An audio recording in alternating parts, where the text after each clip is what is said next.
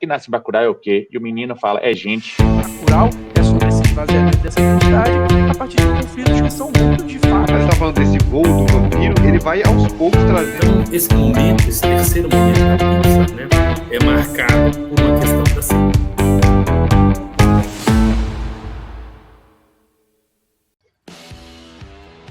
Boa noite, pessoal. Vai começando aqui mais um Clube dos Quatro e, como prometido, hoje, sexta-feira, para falar sobre Bugônia, mais um filme do Oscar que está indicado lá, melhor filme do Oscar 2026.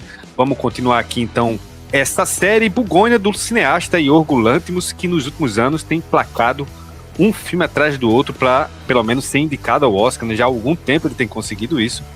E, como não podia faltar, o Bugônia é mais um deles. Eu tô aqui com o Cid, direto de Curitiba. Boa noite, Cid. Boa noite, Hugo. Boa noite, Bruno. Boa noite, Opílio. Boa noite a quem está nos assistindo aí nessa sexta-feira à noite. Vamos falar sobre Bugônia, mas antes, aqueles recadinhos de sempre. Para você que ainda não nos segue, por favor, né, passa a nos seguir nas nossas redes sociais, se inscreve aqui no nosso canal, ativa o sininho, deixa o seu like. Isso não custa nada e fortalece muito nosso projeto. E é isso. Vamos falar sobre Bugônia, sobre esse filme aí do Yorgos Lanthimos, talvez um dos diretores que eu mais tenha assistido aí filmes nesses últimos anos. Exatamente. Yorgos Lanthimos é um cara... Eu não vou lembrar agora qual foi o primeiro filme que eu vi dele, mas até o final da live eu lembro. E eu já fiquei... O Lagosta, exatamente. Eu fiquei impressionado já no começo. Aí, Dente Canino. Tô aqui também direto de Niterói com o Bruno Barros. Boa noite, Bruno. Boa noite, Hugo. Boa noite, Opídio. Boa noite, Cid. Seguimos firme aí nessa saga do Oscar pela tempo aí da gente cumprir toda a nossa agenda e falar de todos os filmes. Vamos nessa. É isso aí. Talvez o único aqui que gostou do filme Bugônia e vai defender esse filme com unhas e dentes. Tô aqui também direto de Montes Claros, agora sim acertando a cidade do nosso querido Eupídio Rocha. Boa noite, Eupídio. Boa noite, Cid, boa noite, Hugo, boa noite, Bruno, boa noite a quem está nos acompanhando agora e bom dia, boa tarde para aqueles e aquelas que chegarão depois, né? E aqui estamos falando desse cineasta extremamente ativo, né? O Lanthimos, ele emplacou Pobres Criaturas em 2023, Tipos de Gentileza 2024, Bugônia 2025. Ele já falou que ele vai dar uma parada igual o Luca Guadagnino, porque provavelmente a relação dos filmes dele é mais ou menos essa, assim, sabe? De um para o outro, à medida que eles vão sendo feitos. E o que é Bugônia, né? Primeiro, é um remake, uma nova versão de um filme sul-coreano que foi lançado há um tempo, não me lembro agora, mas ele se chama 2003. 2003, é Salve o Planeta Verde. Havia um projeto desse filme ser refeito, seria feito pelo próprio diretor do filme sul-coreano, mas aí ele, segundo ele mesmo fala, ele se afastou por questões de saúde, e aí o Lanthimos foi convidado para dirigir o filme, uma produção da A24, obviamente, com a bênção de produtor do Ari Aster. Então, quer dizer, é o tipo de filme que cai como uma luva dentro das produções que o Lanthimos tem feito, né?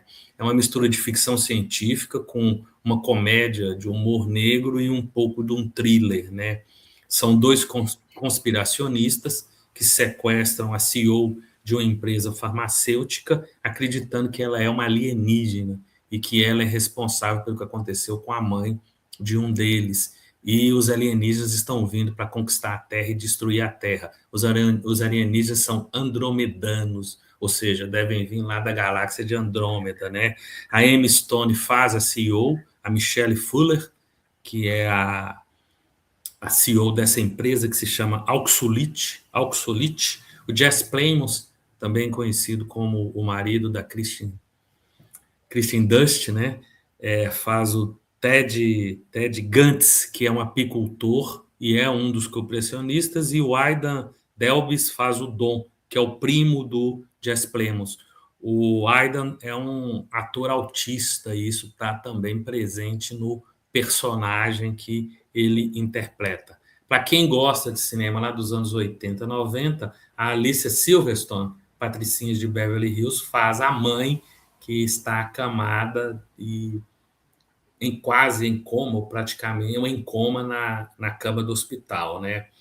E aí a gente vai acompanhar justamente o rápido planejamento, a execução desse sequestro e a tortura, as conversas, as discussões, as disputas que acontecem a partir do momento em que a Michelle é levada para esse cativeiro e aí tem todo um jogo de poder, umas artimanhas entre elas e os sequestradores para realmente ela tentar se safar. E, obviamente, a gente ficar em dúvida se aquilo ali é só uma teoria da conspiração ou se realmente os andromedanos estão chegando, né? Os andromedanos estão chegando, chegam os andromedanos, etc, etc, etc.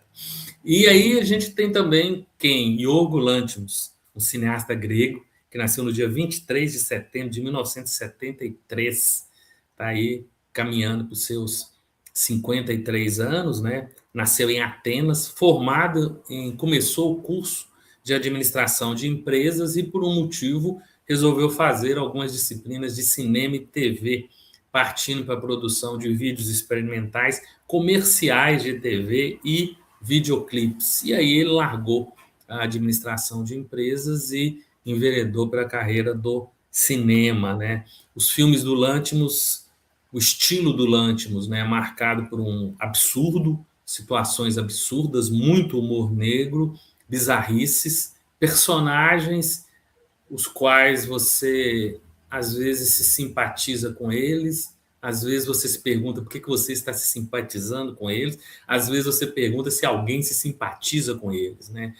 Tem interpretações que ao mesmo tempo são muito fluidas e de uma hora para outra, de repente, o personagem faz algo completamente inesperado ou inverte o processo de construção daquele personagem e te deixa meio sem saber para onde vai. O que isso representa? Isso representa um movimento cinematográfico, ou um estilo de cinema chamado Geek Wage Wave, ou seja, uma estranha onda negra, né? Faz parte das ondas cinematográficas que vêm a partir dos anos 60, e essa estranha onda grega é justamente as produções do cinema grego que acontecem a partir da crise financeira e social que acontece em 2009. E aí vai dar origem a um cinema que é um cinema incômodo, é um cinema que trabalha a bizarrice, o absurdo, a partir do momento em que você tem aí um país que foi destruído, né? A Grécia foi um país destruído pelo FMI para mostrar até onde você conseguia ir numa experiência social, política, financeira de capitalismo selvagem aprimorado. E a Grécia sofreu e pagou esse preço, né?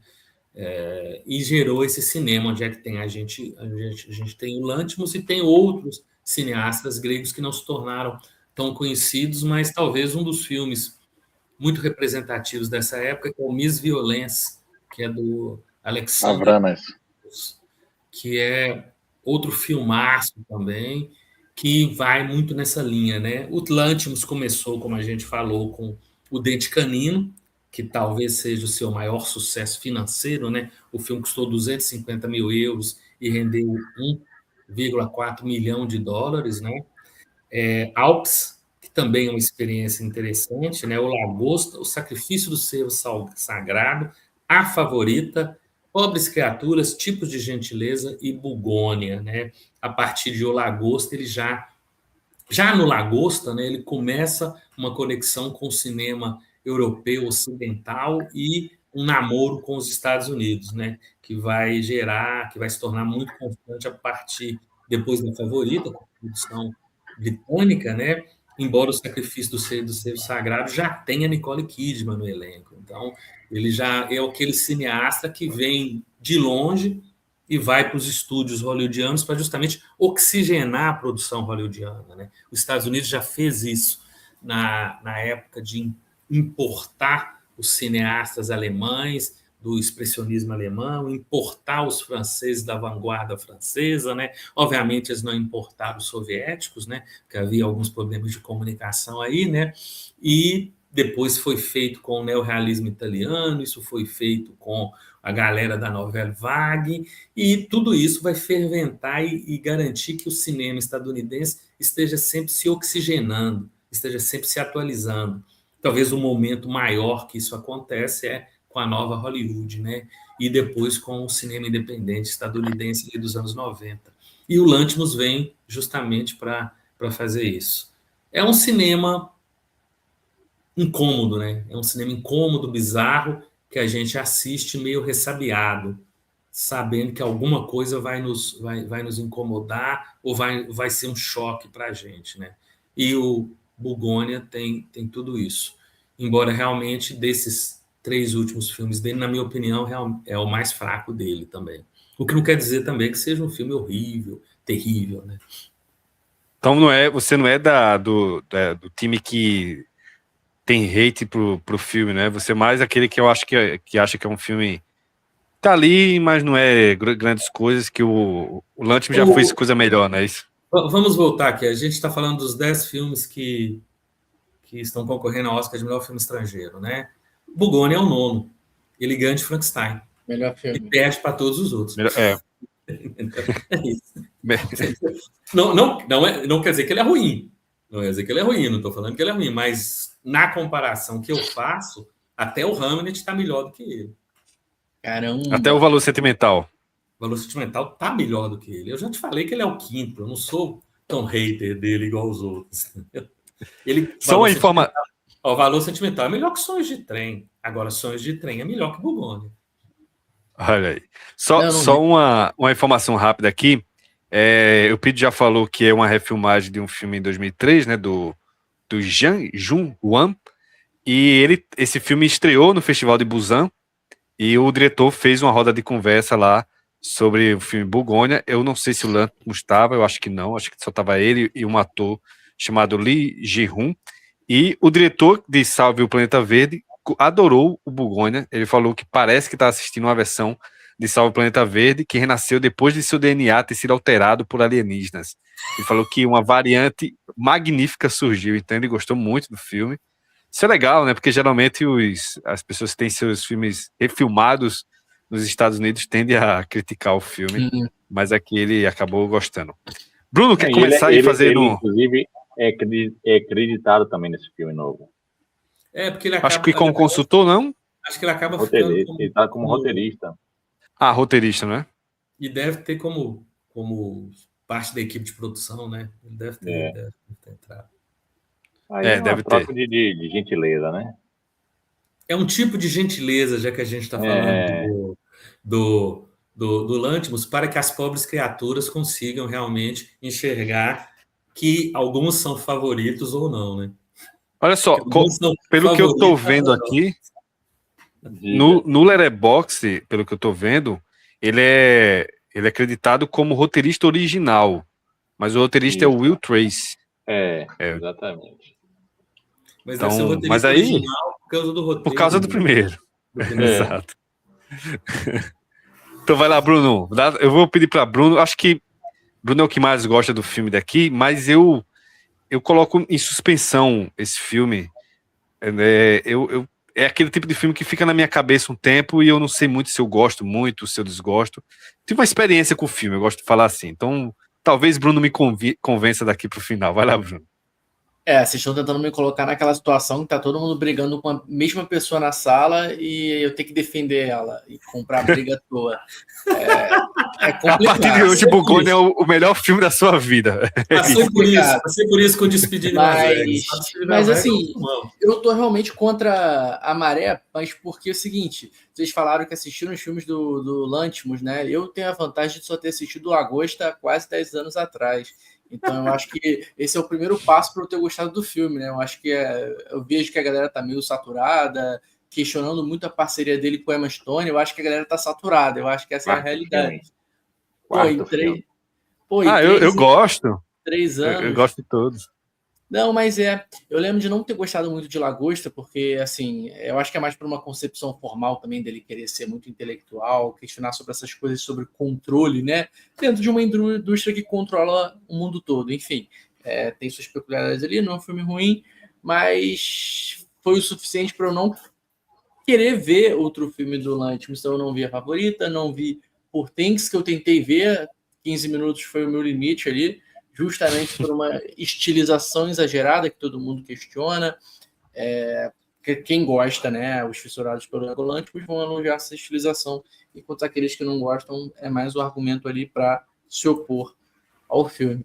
Mas o que eu gostei principalmente de Bugônia é o que o Hugo falou, né? Eu não sei se é um filme que daqui a 1 mês, 2 meses, 3 meses eu vou ter uma concepção formada, uma opinião muito elaborada, mas é aquela experiência que para mim funciona muito bem. É um filme que funciona muito bem. Talvez por ele estar ali dentro de uma experiência de gênero, né? Onde muitas vezes a fluidez, não narrativa, né? Mas a fluidez como um todo, visual, da história, acabam sendo mais importantes do que, como eu falei, né? Um conceito muito bem elaborado. E eu acho que é um filme que me vence pelo suspense, me vence pela ficção científica, me lembra um pouco os filmes do Jack Arnold, né? Dessa questão de será que estamos sozinhos nesse mundo? Será que existem outros? E ele utiliza isso por um tempo como uma espécie de conspiração, né? Fica meio suspenso se o protagonista está certo ou errado, mas a partir do filme eu acho que não importa se está certo ou errado, o espectador ele entra nesse mesmo transe do protagonista, né? Sem chancelar a versão da narrativa criada pelo personagem interpretado por Jesse Plemons. Então, isso basicamente é o que funciona comigo. E me lembra filmes, né? Eu acho que ele tem algumas inspirações ali. Eu citei numa outra conversa sobre Fragmentado, né? Sobre essa questão desse confinamento com o sequestrador, como que isso gera uma tensão, porque, como falaram, como um personagem pode fazer algo inesperadamente, e isso acontece. Me lembrou um pouco de Psicose, por causa desse núcleo relacionado com a mãe, né, que acaba sendo ali o catalisador desse quadro, né, de psicose, não querendo ser clinicamente preciso aqui. Então, eu acho que, do ponto de vista de gênero, ele se inspira muito bem nisso. Mas não é um filme que não precisa conceituar. Eu acho que é um filme de entretenimento que, tudo bem, ele tem uma pretensão de ser muito mais do que um filme de entretenimento, mas eu me aproprio desse valor de entretenimento, me divirto com o filme e sigo a minha vida e vejo um outro filme que provavelmente posso até gostar mais, mas curti o filme. Ô, Bruno, deixa eu voltar aqui para Bruno antes de ir para Cid. Você falou que é aquele filme bom de entretenimento e eu não lembro se tu falou exatamente isso, mas me lembrou muito um filme que a gente já debateu aqui, que é o do John Bong-ho, que eu esqueci o nome agora. Mickey 17. Mickey 17. 17. Lembrem que aspecto? Não entendi. No aspecto de ser um bom filme de entretenimento. Na época você falou em questão de blockbuster, aquele blockbuster que sim. Hollywood estava deixando de fazer. E eu queria saber se dá para fazer essa comparação com o Bugônia aqui.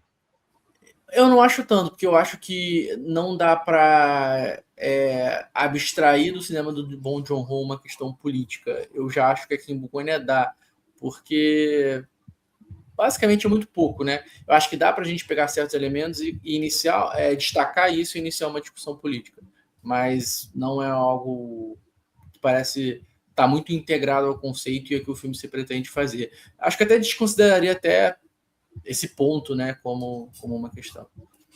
Mas do ponto de vista do entretenimento? São muito parecidos, tanto para essa questão de gênero, de inspiração visual, de fluidez. Nesse ponto, concordo bastante. Cid, vou passar agora para Cid. Deu para ouvir o bocejo de Cid. Vou passar já para ele, então, aí.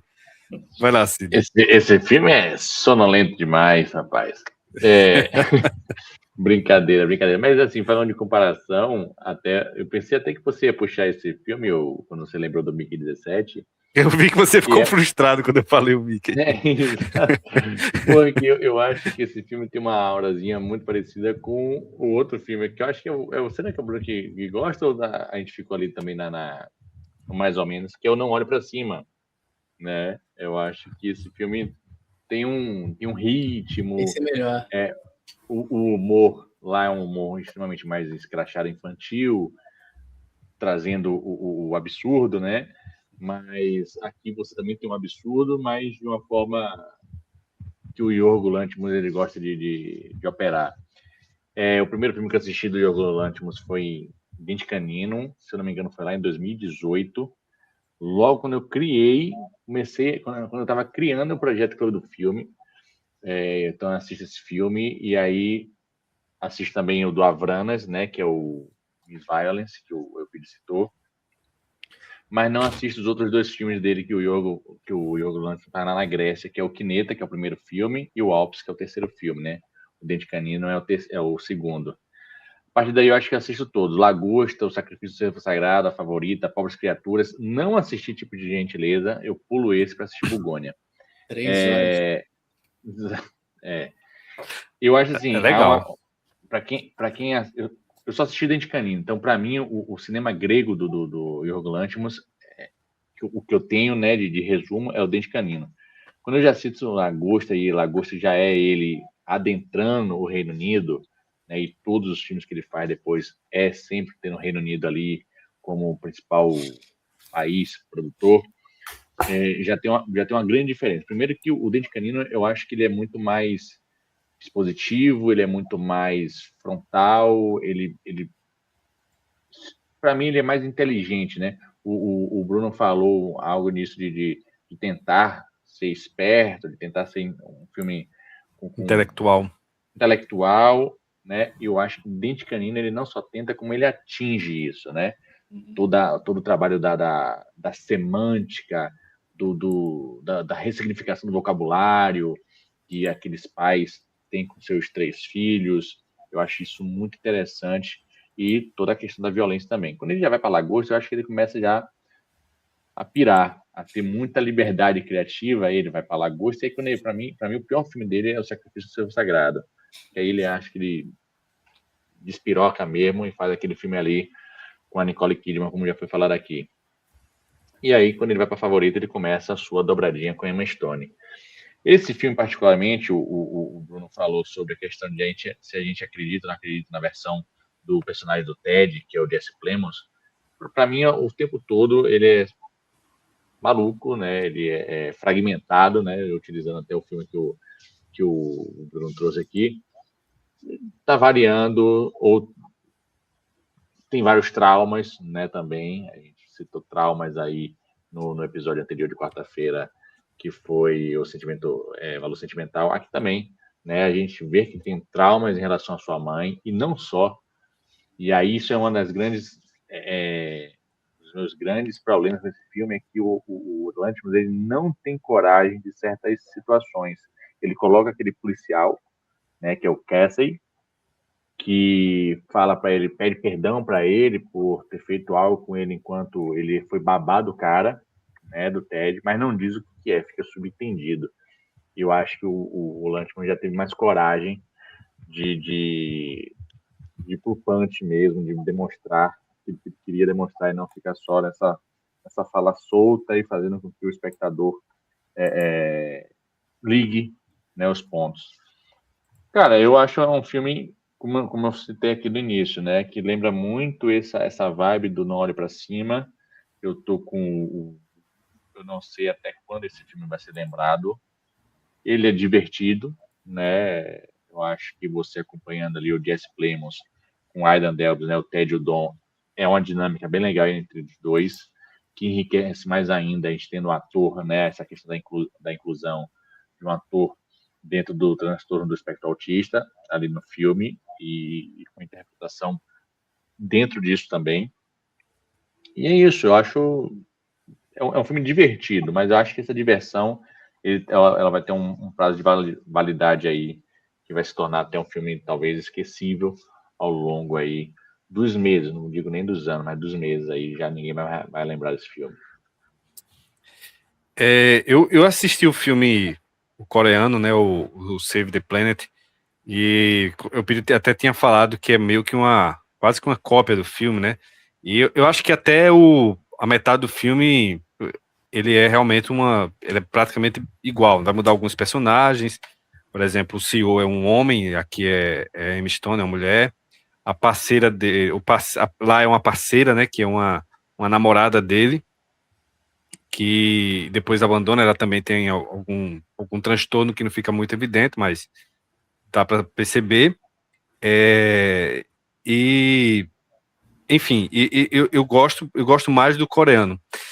do que desse aqui. Mas eu até concordo muito com o que Bruno falou e com o que Cid falou também em relação aos aspectos positivos do filme.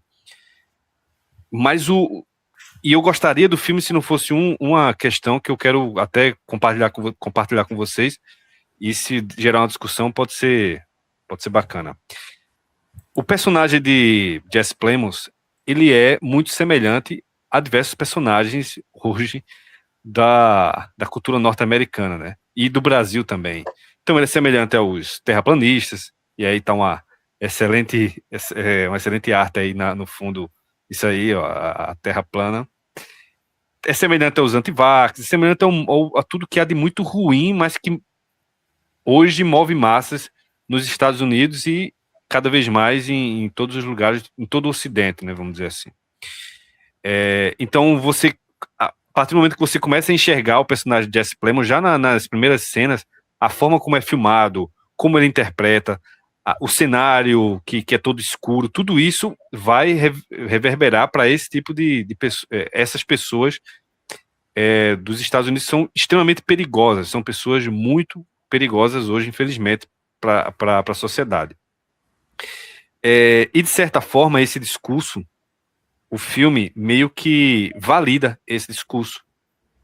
Então, vou até avisar aqui, se você chegou aqui por acaso e não assistiu o filme e não quer spoiler, volta aqui depois, porque eu vou dar um agora muito grande.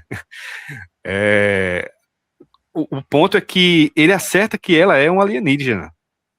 Pô, mas essa aí, pra mim, é a piada que o Lanthimos faz no filme. Pra mim, isso é uma piada final, tal qual o filho lá da Meryl Streep, depois lá do mundo acabar, ele abre a porta e ninguém tá com o celular. É a mesma coisa. Mas essa piada também tá no original. Em momento nenhum você sabe, de fato, se o cara é um alienígena ou não. Inclusive, talvez isso tenha até me atrapalhado um pouco, porque eu já fui sabendo, né? Desse plot. Mas isso é do original. Só que no original, no japonês, você não tem essa figura tão semelhante a esses caras. É um cara que é lunático também, mas ele não apresenta um comportamento perigoso como o personagem de Jesse Plemons. Até apresenta um comportamento perigoso, mas não tão perigoso como um movimento de massa, como o personagem de Jesse Plemons, por associação, acaba apresentando. Pode falar. Porque eu acho que o Yorgos Lanthimos ele vai mirar muito realmente para essa sociedade estadunidense. Sim. Desses caras do incel, do red pill, sem dar essa nomenclatura para eles, mas quando o Ted injeta uma castração química no Dom, né? Isso não tá no original. Esse é um diálogo que o Lanthimos está fazendo, ou seja, e depois a gente vai ter consequências em diálogos do Ted falando por não tá vendo que o que ela quer é sexo, né? Ainda bem que eu te dei aquela injeção, né? Então isso tá dentro ali. O Red Pill, essa misoginia também está, porque não é à toa que o Yorgos Lanthimos ele troca, né? O filme original é um homem, ele bota uma CEO mulher. Então, para ser uma CEO mulher, para a mulher estar naquela posição, só pode ser um alienígena, que uma mulher não poderia estar naquela situação, e bota como uma mulher como manipuladora, como que vai utilizar o sentimento do cara, e tudo. Ou seja, eu acho que nesse sentido o Yorgos Lanthimos ele traz para esse filme aqui essas diferenças de forma muito inteligente. O que eu não gosto é isso, porque mesmo colocando isso para o público médio, e desculpa aqui falar isso não vai ser enxergado, né? Essa misoginia do porquê que ele utiliza a Emma Stone como uma personagem lá que vai ser raptada e que vai ser para aqueles caras a responsável por toda a maldade no mundo, né? Para mim é justamente o Lanthimos fazendo esse olhar para o Ocidente, de como esse Ocidente está doente, com todas essas negações, né? Como você falou, a negação à vacina, acreditar no terraplanismo, a questão dos mitos, né, e de botar a mulher em situações de outrora, ou seja, sempre submissas, subjugadas. Então, eu acho que isso é muito inteligente do Lanthimos, mas, de novo, como eu falei, que em Dente Canino ele é muito mais frontal, ele é muito mais porradeiro. Eu acho que nesse aqui é preciso uma perspicácia do espectador para entender isso. E, de novo, também, pelo menos para mim, foi assim. Para mim, o filme acaba na hora que o cara explode. O filme acabou ali. O que vem depois é como se fosse uma cena pós-crédito de uma galhofa do Mas Lance. não é. Exatamente, eu entendo que você está querendo fazer essa comparação justamente com o Não Olhe Pra Cima, que ali é uma galhofa, né? Inclusive é literalmente uma cena pós-crédito ali. Mas aqui não é, esse é o ponto. O filme não acaba ali, entendeu? Se o filme acabasse ali, até eu acho que seria legal tudo. O ponto é que ele vai colocar uma CEO que representa tudo de ruim que existe na elite econômica mundial e ocidental, e do outro ponto ele vai colocar um negacionista maluco, cheio de teoria da conspiração, e no final os dois têm meio que razão, os dois meio que o discurso dos dois são validados, porque o cara que acredita na teoria da conspiração dentro do universo fílmico estava certo. Então se você enxerga um antivac ali, o discurso de Lanthimos está validando o discurso do cara que ele se parece, que é o antivac, que é o terraplanista e tudo mais. Embora em vários momentos ele é mostrado em tela como um imbecil, tudo isso é verdade, mas o discurso dele é validado no final. E do outro, a CEO também é um alienígena de fato, ela realmente comanda aquilo. Aí, até certo ponto, eu acho interessante, porque é o que acontece hoje, de fato. Não adianta. A gente pode fazer o que for, mas eles são as pessoas que comandam essa elite. E tem o outro ponto também, que é de colocar uma mulher e dele cometer todo tipo de misoginia possível. Também acho que é um subtexto válido e muito bem colocado. Mas o meu grande problema do filme é quando você coloca um personagem que dentro do contexto atual se parece com atores políticos da sociedade americana que são extremamente perigosos e você valida esse discurso. Algo que não acontece, por exemplo, no filme coreano, que o personagem, ele, apesar de toda a conspiração, não se assemelha a esse personagem, até porque em 2003 era outra sociedade também, né? Então ele não acaba não se assemelhando, e ele está muito mais no papel em certo ponto de um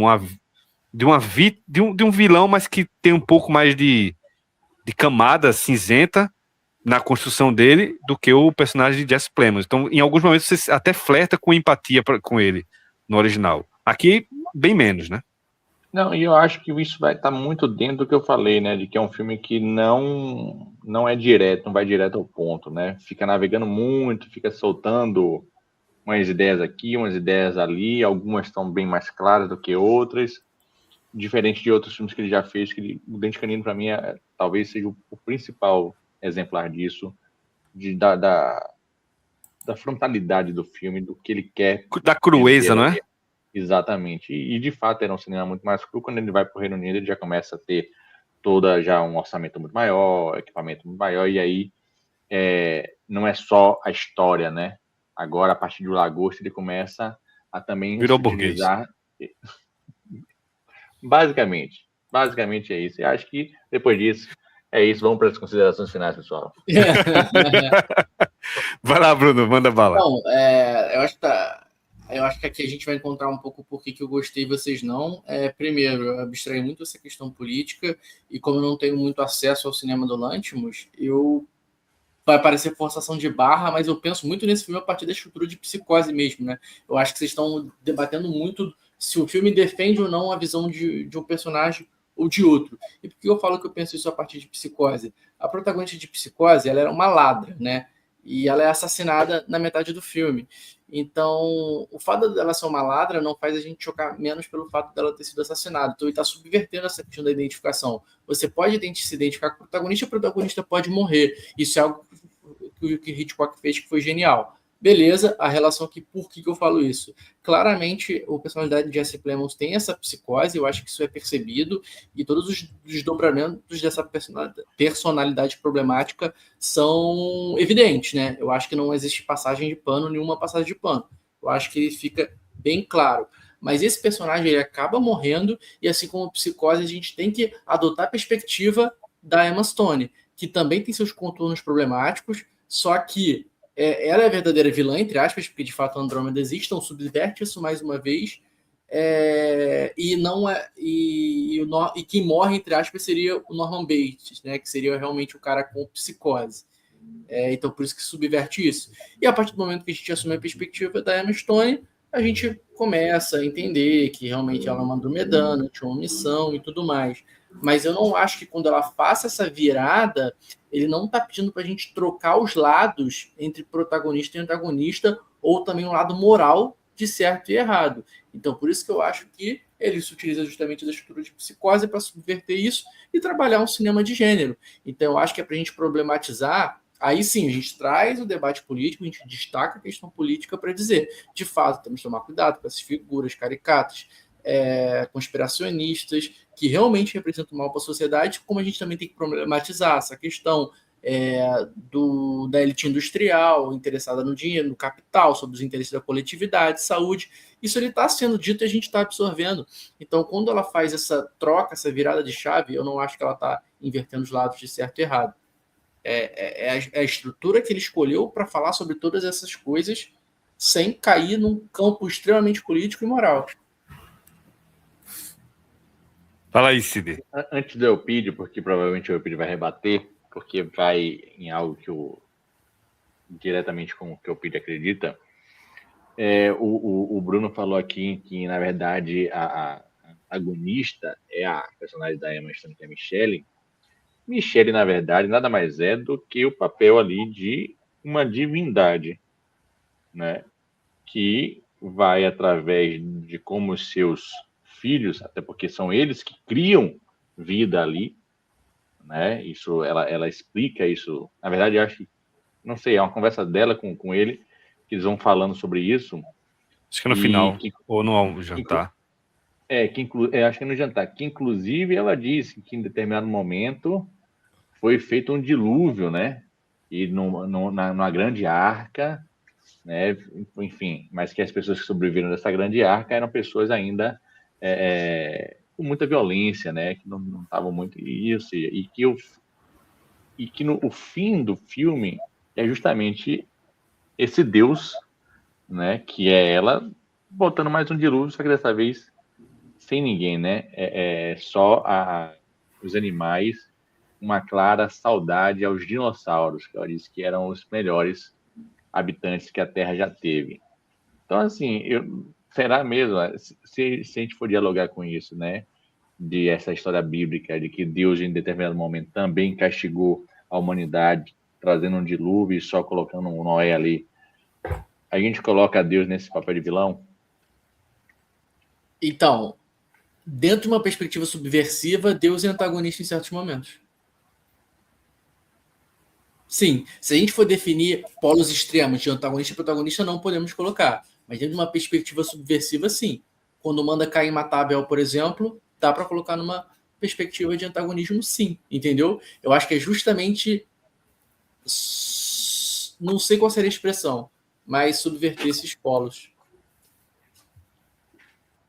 Vai lá, Elpidio. Aí a gente teria a gente teria que voltar até da própria concepção, porque, obviamente, o Deus do Antigo Testamento é diferente do Deus do Novo Testamento, né?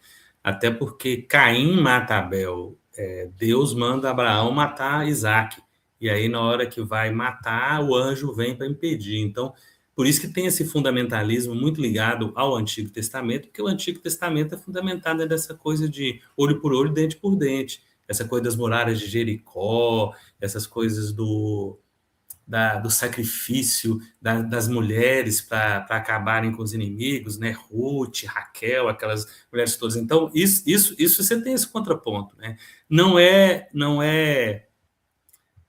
difícil você achar uma história, por exemplo, em que o personagem ele tenta enganar Deus ou enganar o Deus controlador, né? Que aí pode ser o Zeus, pode ser o Odin, pode ser o Júpiter, né? Justamente se disfarçando e tramando para derrubá-lo por trás. Às vezes ele consegue, às vezes ele não consegue. O Sandman do Neil Gaiman trabalha bem essa ideia. Tem uma história que é a história de um dos imperadores romanos, o Augusto, que o Augusto ele trama a destruição do Império Romano porque ele entende que o Império Romano é algo pernicioso, é algo que destruiu e o Império Romano é destrutivo, ele tem que ser substituído. Só que para destruir o Império Romano, Augusto tem que acabar com os deuses romanos e garantir a substituição desses deuses romanos por um outro deus, no caso, obviamente, é o deus cristão, né? Só que os deuses estão de olho nele. Qual que é a saída?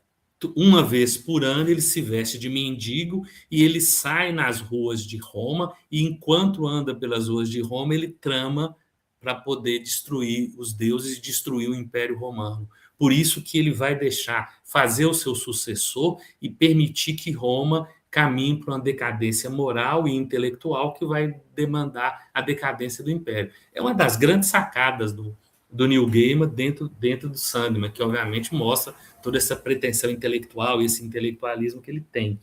Agora, o Bugônia, eu assisti boa parte dos filmes do Lanthimos, eu não assisti Favorita e não assisti Tempo de Gentileza, e comecei a assistir Quineta umas 2 vezes, mas realmente eu não consegui. Vou tentar agora para, de repente, finalizar e maratonar o Lanthimos. Eu acho que o processo de transformação do Lanthimos é aquela coisa do rebelde, que tem uma conexão com o momento, e essa conexão desse movimento de cinema grego é muito importante, porque o que foi feito na Grécia foi isso, foi um acordo do capital internacional para ferrar um país. Eles fizeram assim, como é que nós vamos ferrar esse país e como é que nós vamos fazer para ferrar esse país, fazendo uma experiência, que é o que eles fizeram no Chile, com Pinochet, e aparentemente estão fazendo na Argentina nesse momento. É uma experiência para ver o quanto que nós podemos fazer isso. E, obviamente, está sendo feito pelos andromedanos, né? Embora a andromedana, nesse caso, ela tem essa conexão de que ela espera que os humanos deem certo. Ela vai dando oportunidade para os humanos. Só quando acontece o próprio sequestro dela, ela chega à conclusão, não, realmente aqui tem mais jeito não, viu? Porque, inclusive, tem aquelas cenas finais, quando aparecem todos os andromedanos, que aí só assim, não, e aí, como é que estão as experiências? Não, as experiências todas fracassadas. Tem 2 que ainda não fracassaram, mas a possibilidade de fracasso é grande, não vai dar certo. Então, acho que nós vamos ter que fazer, então vamos ter que fazer isso. Tem uma coisa como o globo terrestre vai se tornando uma terra plana, que é um efeito visual interessante, mas é um filme de um cara que vai se apaziguando. Eu acredito que é isso. É um filme sobre encomenda, né? Me parece que talvez seja o filme mais sobre encomenda, talvez o filme de encomenda do Lanthimos, porque o diretor seria o sul-coreano e ele não pode. Aí a A24 bate um papo com o Lanthimos, eles já fizeram outros filmes dele, o Ari Aster dá a benção, então vamos fazer um filme aqui com essa pinta de A24 que vai ficar entre o entretenimento, vai ficar entre uma discussão filosófica, uma discussão elaborada, mas é um filme mais pueril, é um filme mais fraco, que não torna um filme horrível. Eu há muitos anos, eu até fico preocupado quando as pessoas falam assim, não, eu odeio esse filme. Aí dá vontade de eu falar assim, filhinho, vem cá, senta aqui no colo do titio. Ninguém faz filme para ninguém assistir. Ninguém faz filme para ninguém saber. Ninguém faz filme só porque é a arte filosófica, à la Buñuel, à la Jean Renoir, à la Eisenstein, que inclusive vai ser uma merda, porque não vai conseguir fazer igual esses caras. Todos os filmes são feitos para todos assistirem. Não tem como odiar um filme. Se você odeia um filme, é porque você não devia assistir filme. Vai fazer outra coisa. Vai fazer natação, vai jogar peteca, vai comer macarronada. É isso. Eu odeio filmes. Eu odeio esse filme. Meu Deus, valor sentimental é uma pataquada excessivamente sentimental. Hamlet não tem Shakespeare. Metei em direta para vocês aí, viu, Hugo e Bruno? Como é que não chegou aqui, não. F1 é um grande blockbuster americano, eu odeio blockbuster, sabe? É muito esdrúxulo, sabe? Falar que odeia filme é igual falar que ama filme incomensuravelmente, embora eu até entendo a pessoa que ama o filme incomensuravelmente, porque o amor incomensurável está ligado a essa conexão emocional, catártica que foi feita. Agora, se você está odiando filmes, é porque você realmente está vendo o filme errado. Então, você não devia estar vendo filme, meu amigo. Pelo amor de Deus. Dito isso, o que é que você acha de Mulher Gato de 2004? Esse filme é um filme terrível. É um esforço que eu devo ter dado meia estrela na minha vida, mas eu não odeio esse filme. O Eu último não Star recomendo Wars. que você o assista. Eu não recomendo você, mas ele está mais ou menos na mesma situação de o primeiro Mario Mario. Bros. Mario, É. essa agora. Filme também que me deixou assim quase revirando os olhos. Mas eu não consigo odiar esses filmes, sabe, cara? Porque Fazem parte aí, né? eu acho que isso é muito coisa de gente Nutella que, Eu acho inclusive, acha que a opinião vale muito, sabe? Ah, Tipo assim, isso é nós temos um verdade. grupinho, e aí eu viro para vocês assim, eu odiei Mulher Gato. Mas eu, E vocês veem e falam assim, realmente, Mulher Gato tem que ser odiado, né? Então, eu acho que é uma banalização da já é palavra, outra né? coisa, já é uma outra discussão, nós estamos saindo do filme. Mas é interessante. Eu acho que a palavra odiar, ela tá meio banalizada. Então, por exemplo, os haters, né? Os odiadores, né? Que seria a tradução literal. Então, porque de fato, se você pegar realmente a raiz da palavra odiar para falar sobre um filme, eu até concordo com o que o Pedro está falando, que odiar uma obra de arte daquela que você gosta, né? Você gosta desse tipo de obra, desse tipo de mídia, que é o filme. Você odiar, você pode até não gostar do filme, aquele filme pode até não comunicar nada para você, você pode até achar aquele filme prejudicial para a sociedade, mas odiar realmente é uma palavra muito forte que foi meio que banalizada, né? E só para voltar aqui no filme, e aí para discordar de Bruno e mostrar porque que eu odeio Bugônia, brincadeira. Mas só para poder.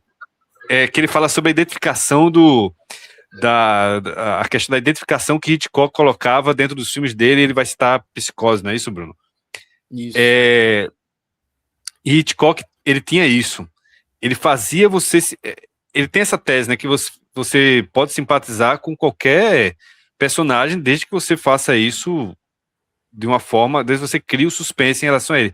Ele citava, não vou lembrar agora de cabeça, mas ele citava até a identificação que você tem por dois bandidos que entram numa casa, vão roubar alguma coisa, e os donos da casa estão chegando e você está escutando os passos deles subindo a escada. E você sente medo pelo personagem que é um antagonista. Então, você tem esse suspense, essa identificação com o personagem, ela é criada até mesmo por antagonistas, e aí você cita ladro e tal. Só que eu acho que aqui é diferente, que a gente, diferente de um ladro, de um ladrão, que é um personagem mais genérico da sociedade, o personagem de Jesse Plemons não é um personagem tão genérico, ele é um personagem que representa um movimento de massa que a gente está vivendo, que é um movimento de massa crescente e extremamente perigoso. Essa é a minha questão e a diferença do porquê que eu olho para esse tipo de... Que aí você entra dentro de um campo político extremamente sensível, como uma batalha após a outra entra. Mas vamos lá, além da gente se identificar com uma ladra no filme Psicose, depois que a protagonista morre, a gente passa a se identificar com o Norman Bates e tem a mesma situação, da gente torcer para que o Norman Bates consiga esconder o corpo da protagonista, que não seja encontrado e que no tribunal a gente se sensibiliza com o fato dele ter toda aquela infância problematizada, ou seja, a gente torce pelo Norman Bates. E o Norman Bates ele não pode ser encarado sob a perspectiva de ser um personagem genérico, porque nos anos 60 ele era, assim, lógico que tem toda uma questão da montagem disfarçando isso, mas eu acho que seria um esquartejador. Ele não só matou a punhalada, como eu acho que sugere um esquartejamento. E a gente está torcendo para ele se safar, justamente por causa dessa mudança da montagem que passa a acompanhar o Norman Bates. Mas é diferente, por exemplo, é diferente da gente torcer pelo personagem, né, no processo de identificação e a gente validar o que ele fala e o que ele faz. Por exemplo, a gente até pode torcer para Jesse Plemons em alguns momentos em que ele está sofrendo um perigo. E a gente está, dependendo de como é filmado, pode ser que a gente torça, e isso não necessariamente valida o discurso dele. O ponto é que o discurso dele é validado não porque ele vence ou por nada, mas porque tudo aquilo que era conspiração não era conspiração. Mas pela forma que ele agiu durante todo esse tempo, problematizou a personalidade dele. Porque ele matou mais de 10 pessoas e somente 2 eram realmente andromedanos. Ele já tem um histórico policial conhecido, tanto que aquele policial que se comporta com uma babá tentando assegurar que ele nunca cometa um outro crime. Eu acho que tem várias coisas que... Não, em relação ao... Em relação a ele, ao personagem, a ele mesmo, assim, ele como o Jesse Plemons, como é o nome dele aqui? Deixa eu pegar aqui. Mas para o personagem quanto ele, beleza, o filme consegue mostrar que ele é um merda. merda. Ted. Agora, ele como representante de massa, não. Esse é o Mas ponto. até um conspiracionista pode estar certo em algum ponto. Eu acho que o filme levanta realmente essa pulga. Até um Eu acho que isso é perigoso. Eu concordo Então, com você que eu o vou filme trazer levanta isso e eu pro discordo mundo- desse ponto. Para o mundo real, tá tendo toda aquela relação com a história de Jeff Epstein, dos arquivos que estão surgindo e de que tudo está sendo dito sobre ele. E muito tempo isso foi considerado uma teoria da conspiração. E agora está surgindo tudo isso, inclusive sobre uma elite global por trás disso, enfim, que se assemelha muito até com o personagem da Emma Stone. Então a gente não pode também, não é calar, mas a gente também não pode achar que o conspiracionista ele vai estar sempre desprovido de algum nível de razão. Algum nível de razão ele pode ter. O problema é como ele vai externalizar isso. Exatamente. Por exemplo, Jeff Epstein realmente. Ele não só externalizar, não só externalizar, como também a preocupação em como ele vai escalar isso, né? Como que ele vai Não, escalar. mas olha só, a gente não pode colocar conspiracionistas no mesmo bolo. Existem existe conspiracionismo e conspiracionismo. Por exemplo, terraplanismo e antivacina são extremamente perigosos e esses aí eu acho que não tem a mínima base de razão, entendeu? Então, E é nele que tá Jesse Plemons. eu vou começar a minha fala primeiro falando, gente, realmente, antes vacina tem que se fuder, tem que se ferrar, tem que se dar muito mal. Só que existe uma indústria que não utiliza da vacina, mas de outras coisas, sim, para implementar um sistema de controle. Isso é um fato. Sim, não a vacina. Sim. A vacina é importante naquele momento para imunizar, enfim, pensar no coletivo. Mas aí que tá. Ele é motivado por um pensamento legítimo de que existe uma indústria de controle sobre as outras pessoas. Só como eu falei, ele externaliza para o campo errado. Então, por isso a psicose, porque a psicose ela vai atuar num campo cognitivo onde a pessoa tem dificuldade de transformar muitas vezes aquela motivação que é legítima num cenário real. Por exemplo, uma esquizofrenia paranoide. A pessoa está sentindo algo que é legítimo, mas cria toda uma narrativa que não existe, mas que ajuda a externalizar o sentido daquilo que ela está pensando. Só que incluindo personagens que não existem, conspirações que não existem, instituições conexões que não existem, falsas, né? Falsas. É esse o ponto. Eu acho que ele levanta essa pulga, mas eu não acho problemático ele levantar essa pulga, até porque o filme não precisa resolver moralmente todas as questões. Por isso, eu acho que eu simpatizei com o filme. Não, eu entendo, eu concordo que o filme não tem que resolver moralmente as questões, não. Isso aí eu concordo. Eu concordo com a maioria das coisas que tu falou. Eu só acho que quando você coloca um personagem, esse personagem ele passa a representar uma massa.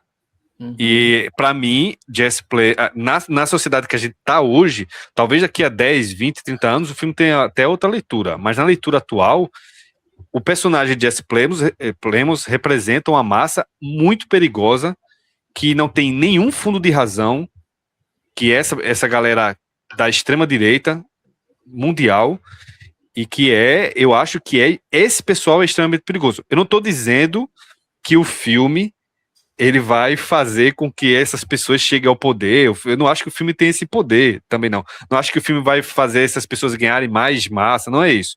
Mas eu estou falando enquanto discurso do diretor. O diretor ele tem um material na mão, tudo que passa, tudo que está dentro do filme, diálogo, forma, está tudo passando pelo filtro do diretor.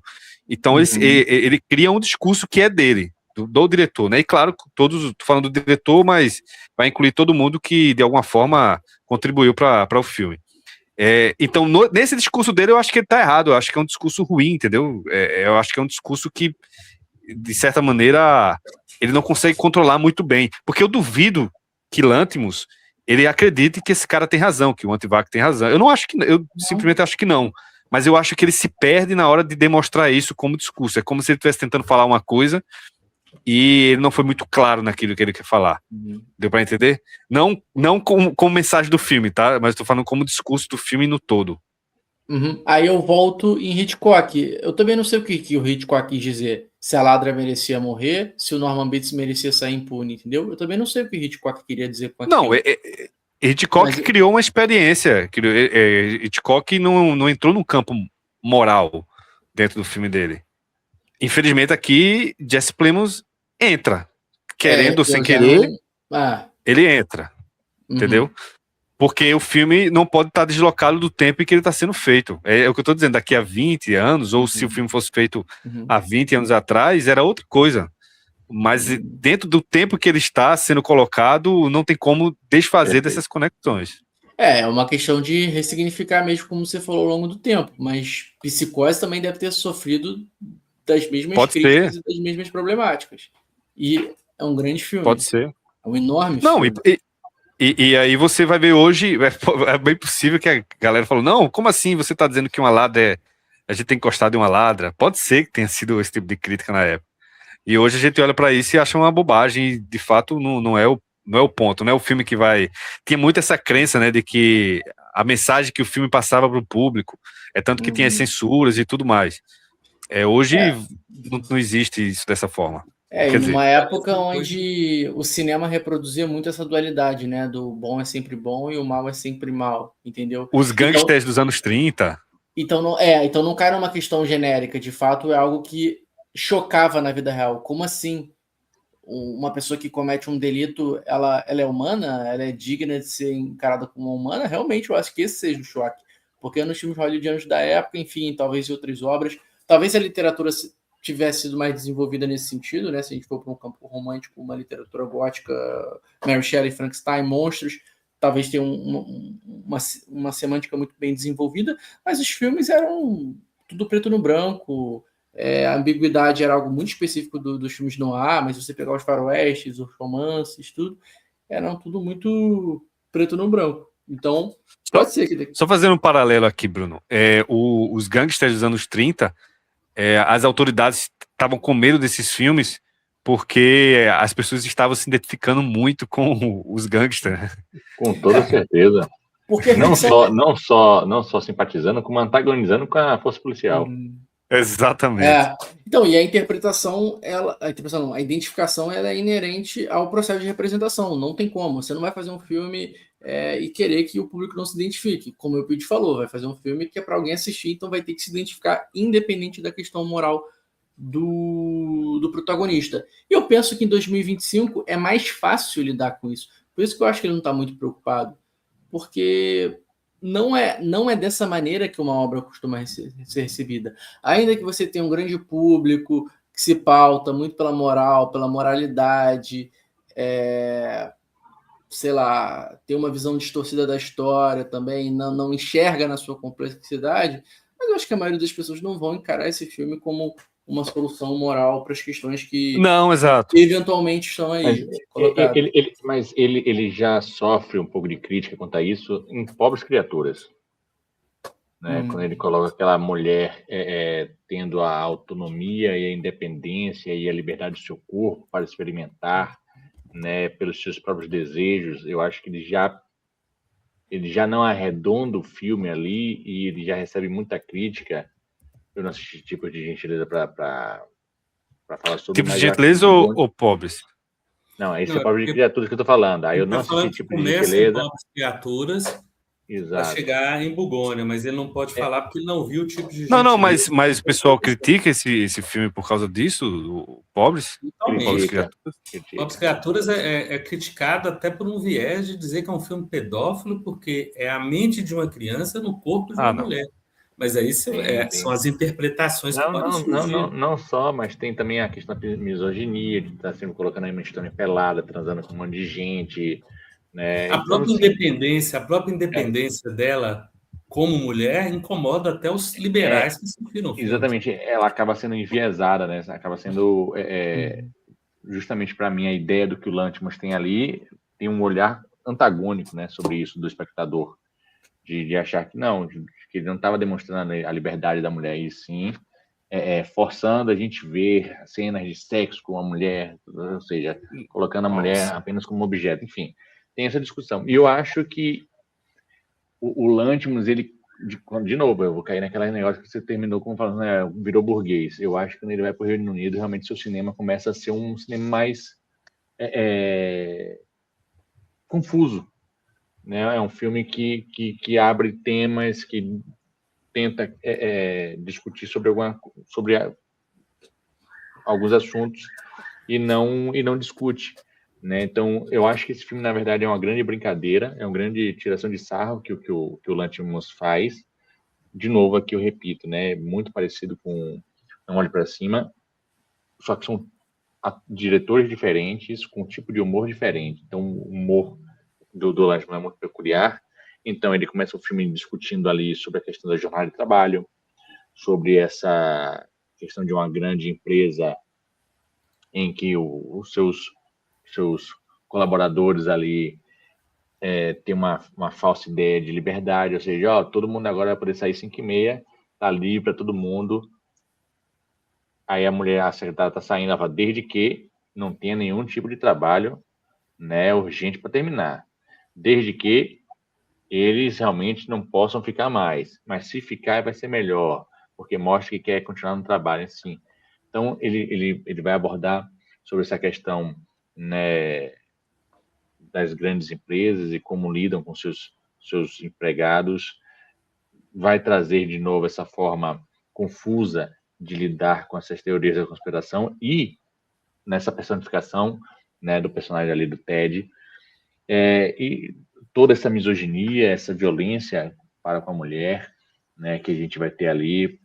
Enfim, eu acho que é um filme, como eu falei no início, é um filme divertido, você se entretém com esse filme, mas ele é confuso, né, muito confuso. Embora eu faça esse tipo de conceito de que o filme termina quando o cara se explode lá no armário, né, e o Você não resto... pode cortar o filme, Cid. Você não pode fazer isso. Você quer fazer isso, você não pode. Eu entendo que você tá. Porque você vai Você pode cortar o filme, pô. É uma cena pós-crédito, sem ser pós-crédito, é isso. Não. Da mesma forma como o Hitchcock fez lá também, né, subverteu, ele também subverteu, ele meteu uma cena pós-crédito aqui sem pós-crédito. Entendeu?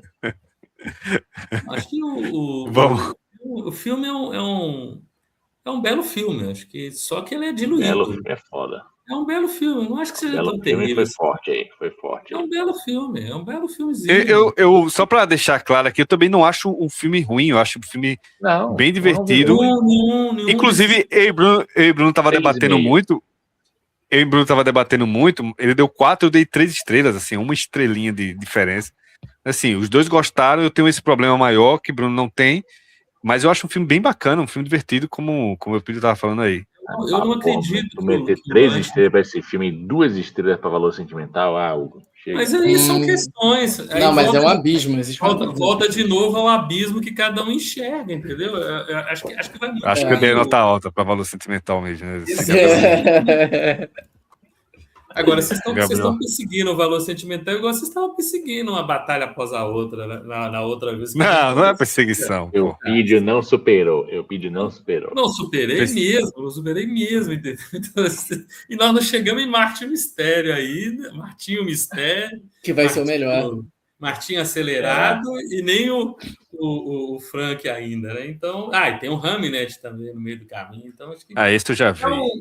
Nós já vimos. O Lanthimos, Rapaz, um dos problemas desse filme é que, para mim, é um filme sobre encomenda, sabe? O Lanthimos entrou aí para dirigir o filme com um roteiro onde é que ele enfia algumas coisas que ele gosta de trabalhar, mas é um filme de encomenda. Só que é um filme de encomenda para a 24.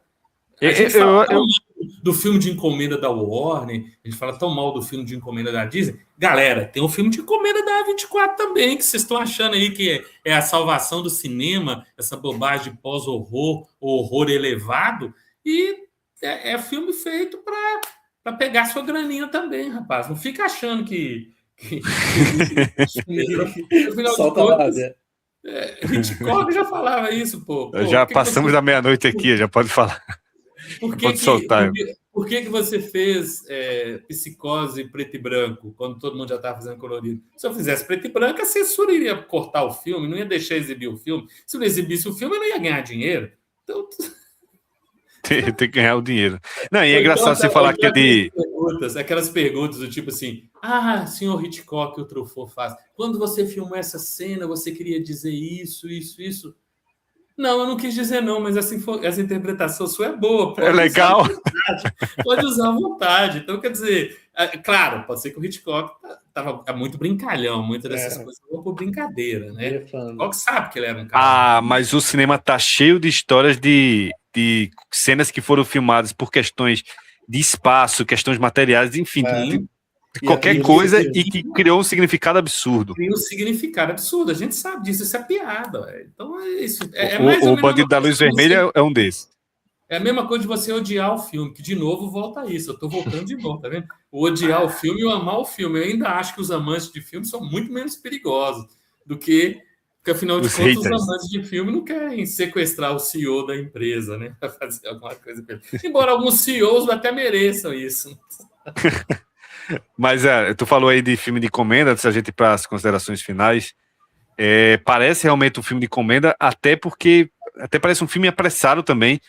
Bruno não conhece o cinema de Lanthimos, mas é cheio de olho de peixe o cinema dele. Isso eu tenho noção, isso aí. Tu tem noção? E aqui não tem nenhum, né? Eu tava quer dizer, até isso. Tava com... Aí eu dei, das 4 estrelas que eu dei, 3 foi só por causa disso, por não ter olho de peixe. Não, ele usa um pouco, eu acho, ali no Cativeiro. Pode ser. Eu não lembro dele usar. Eu lembro dele usar muita assim, plongée, né? É que a olho de peixe ela é muito extrema, mas de fato uma grande angular justamente para distorcer esse campo, com certeza ele Isso, usa. a grande angular ele usa, usa. O olho de peixe fica muito, muito claro que ele utiliza. A favorita ele usa e abusa. Acho que começa já com olho de peixe favorito. Eu também comecei a ver, mas não se sustentou. Vamos para as considerações finais e indicação? Vamos, se quiser, eu posso começar assim. Bora lá. Pode começar, então. Vai ser um filme grego agora ou vai ser um filme de invasão alienígena? Livre também. Então, esse é o 6º filme, né, que a gente debate do Oscar e para mim ele só perde pro Agente Secreto até agora. Tá? É melhor que Fórmula 1, melhor do que Valor Sentimental, melhor do que Pecadores, melhor do que... nem lembro qual é o outro. Qual outro? De Batalha Após a Outra. Eu acho melhor do que todos esses. Como eu falei, pela via do entretenimento mesmo, funciona comigo. Eu acho que todos os outros filmes são... Eu até entendo a tentativa, né, de fazer algo mais... Talvez tentar ser maior, né, fazer algo grande. Eu acho que isso não acontece aqui. Então, eu acho que os outros filmes escorregam nisso, né, em tentar ser uma coisa muito grandiosa. Fórmula 1, Batalha Após a Outra, enfim, acho que acontece muito disso. Menos o Pecadores, eu acho realmente bom e coloco talvez no seu devido lugar. Eu vou indicar um filme porque a gente acabou esbarrando no assunto, né, que foi essa questão da conspiração, e eu acabei falando dos casos recentes do Epstein. Não é um filme sobre isso, mas é um filme também de terror que utiliza essa questão da ficção e do cinema de gênero para denunciar também escândalos relacionados, enfim, a supostos hábitos e práticas de uma elite,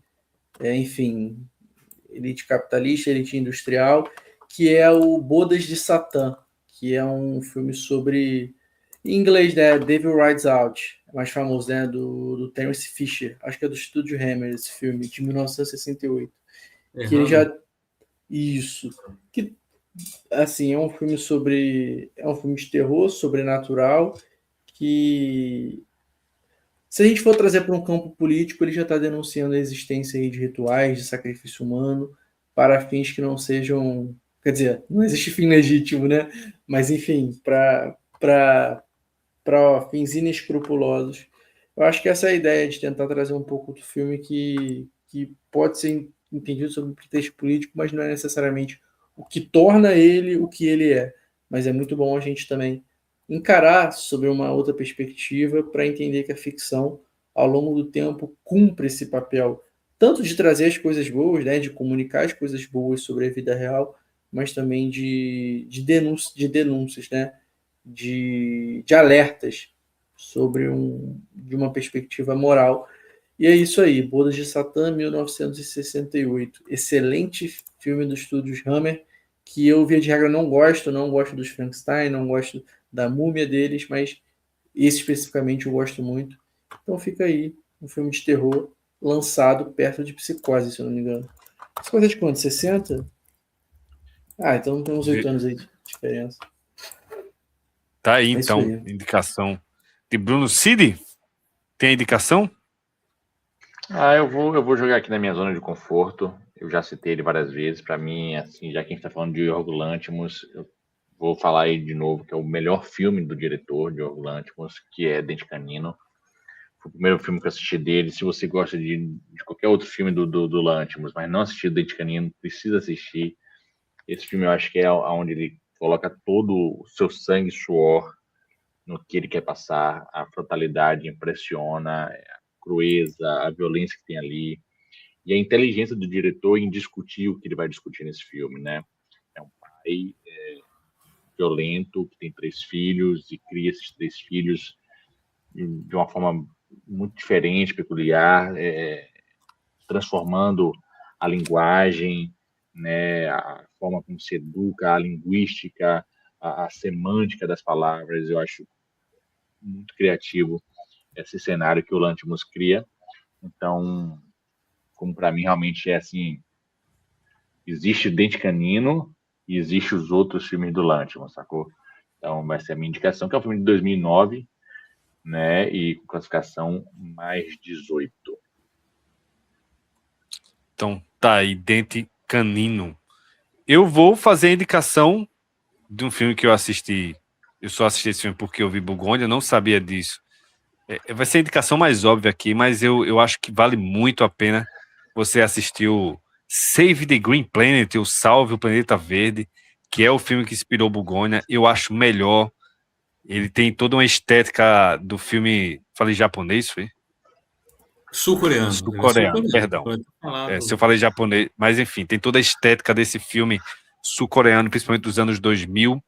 E é um filme que eu acho muito mais bem resolvido do ponto de vista do discurso também.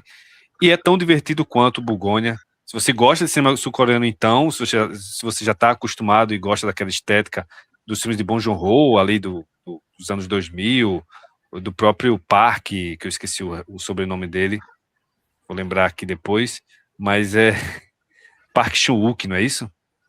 Deixa eu pegar aqui o nome dele, tá? O Parasita? Não, do Parasita não, do... O Parasita é o Bong Joon-ho. Park Chan-wook é o Mickey 16, não é não? No Other Choice, como é o nome dele aqui? Deixa eu pegar aqui. Única saída.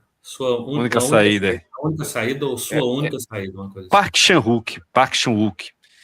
Então, é um filme que bebe não sei se bebe dessas fontes, mas talvez vendo a leva desse tipo de estético, né? E é isso, não tenho muito mais o que falar do filme. Assistam o filme. Para quem talvez eu me prejudiquei um pouquinho com o filme, porque eu já sabia do desfecho, mas ainda assim funciona bastante. Então, Save the Green Planet, 2003, do Yang Jun-hwan, é esse filme. Eupídio? Bom, de novo, é aquela coisa, nós estamos falando que o filme realmente pode ter desagradado, o filme pode ter decepcionado, mas continua sendo um filme muito bom, e o Lanthimos é um diretor que vale a pena ser conhecido. Dentes Caninos realmente é um filmaço. Acho que o ideal é você assistir Dentes Caninos junto com Miss Violence, e depois você dá uma respirada, toma um cappuccino e vai ver o Pasolini Lossati. Que aí você vai ver como é que as elites agem mesmo. Aí põe de olhos bem fechados também, que aí complementa, né?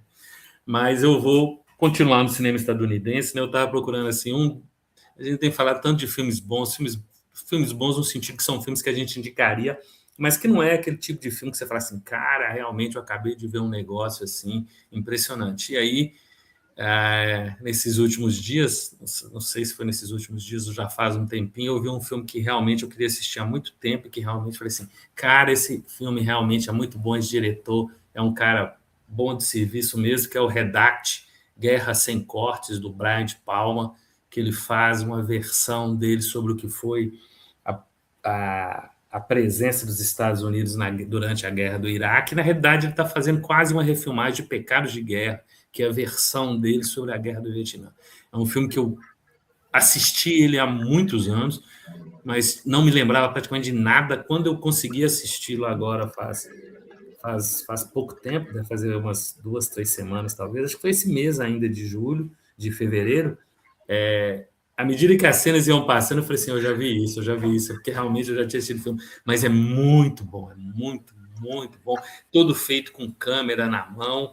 O filme foi feito porque a empresa que queria vender a câmera contratou o De Palma. Ele falou assim, beleza, eu vou fazer o filme, uso a câmera de vocês. Foi um filme de orçamento baixíssimo, o que não adiantou muita coisa, porque acabou não sendo lucrativo, né? Mas que tem uma vivacidade, tem uma coisa meio found footage, câmera na mão, essas coisas assim, e realmente é um grande filme. Talvez um dos últimos grandes filmes do De Palma, né? 2007. Acho que os outros dele tem um ou outro que ainda mantém alguma coisa, mas esse filme é bom demais, é muito bom. E os outros filmes, né? Bodas de Satã e Salve o Planeta Verde não tem disponível. Dente Canino, esse está na Reserva Imovível e na MUBI, e o Redact está na Pluto TV, que me disseram que é gratuito, mas eu nunca fui lá conferir. Eu acho que está na Apple também, não? Só se for para alugar. Apple TV? Acho que só se for para alugar. Deixa eu ver aqui. Não sei. Porque quando eu botei o nome do filme aqui, o primeiro link que aparece é o da Apple TV. Mas eu abri aqui. Aqui no Letterboxd está falando Pluto TV, Amazon estadunidense, a Google Play estadunidense e uma tal de Filo estadunidense. Mas esses negócios de Letterboxd a gente não confia. Eu sei que na Pluto TV tá mesmo, porque eu dei uma olhada. Na Apple TV também, se você tem aí a Apple TV, eu tenho quase certeza que tem. Eu tô vendo aqui, né? Mas eu não sei se é igual a MUBI, que você clica no filme, aparece as informações e lá embaixo, pequenininho, tem dizendo, esse filme não está no nosso catálogo. Isso é isso. Não sei se é o mesmo caso. Mas eu acho que tá sim. Então, eu não tô vendo nenhuma informação dessa aqui que não tá, né? Então, talvez na Apple TV também. Não é isso, gente? Então, vamos aqui encerrar mais um programa? Vamos encerrar, então, aqui mais um Clube dos Quatro, de número 43. A gente falou hoje sobre Bugônia, do Yorgos Lanthimos. E, devagarzinho, a gente vai fechando a lista aí do Oscar de melhor filme de 2026. Né? A gente vai criar uma playlist, então até esse episódio entrar no ar, você vai ter acesso a uma playlist com todos os filmes que foram indicados ao Oscar do melhor filme, que a gente já debateu. E na próxima quarta-feira a gente está de volta aqui para falar sobre ele, sobre Hamnet, que para muita gente é também um dos grandes filmes da temporada, junto com A Batalha Após a Outra e Valor Sentimental. Será que é isso mesmo?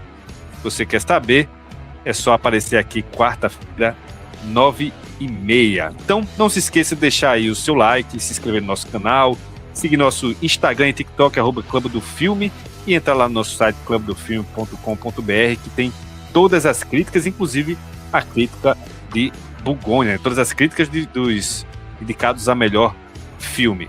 Então, meu abraço aqui, valeu Cid, valeu Bruno, valeu Pírio, obrigado a você aí que esteve com a gente, acompanhou o nosso episódio, espero que você continue aqui conosco e até a próxima, gente.